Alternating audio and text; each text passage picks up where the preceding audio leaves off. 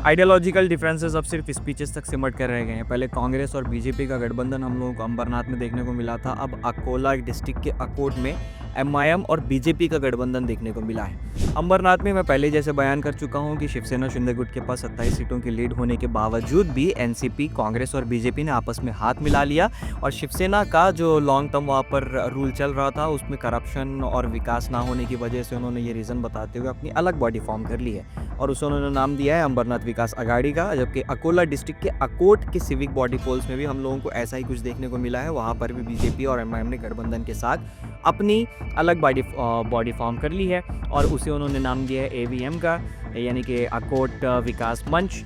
अब ये दोनों चीज़ों ने जनता में कन्फ्यूजन क्रिएट कर दिया है, जबकि पॉलिटिकल कमेंटेटर्स इसे बता रहे हैं कि जो आइडियोलॉजिकल डिफरेंसेस हैं वो महज स्पीचेस तक निपट के रह गए हैं, जबकि दूसरी तरफ जनता आपस में बहसबाजी और एक दूसरे को गाली गलौज और मारम तोड़ी में लगी हुई है कि ये पार्टी का ये, वो पार्टी का वो।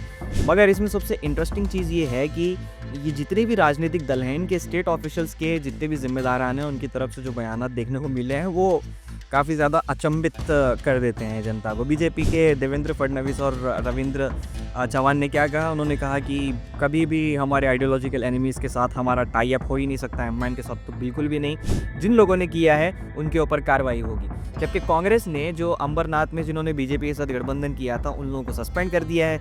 एमआईएम की बात जब आती है तो इम्तियाज़ जलील ने एकदम एग्रेसिवली कह दिया कि बीजेपी जो हमारी आइडियोलॉजिकल एनिमी है, हमारी विचारधारा वाली दुश्मन है, उसके साथ तो कभी गठबंधन पॉसिबल ही नहीं है। तो उन्होंने अपने जितने भी अकोट के उनके 5 जो जीत के आए हैं उनसे रिपोर्ट मांगी है और वो रिपोर्ट देखने के बाद कड़े एक्शन लिए जाने की बात कही जा रही है। कुल मिलाकर के बात यही है कि महाराष्ट्र चुनाव में कुछ भी हो रहा है, स्टेट के स्तर पे अगर देखें तो किसका गठबंधन किसके साथ है ये चीज़ें तो क्लियर हैं, मगर लोकल सतह पे जब नंबर्स असेंबल करने की बात आती है तो कौन किसके साथ चला जा रहा है कुछ समझ में नहीं आ रहा है। आइडियोलॉजिकल डिफरेंसेस को ताक पे उठा के रख दिया है और कौन किसका दोस्त कौन किसका साथी।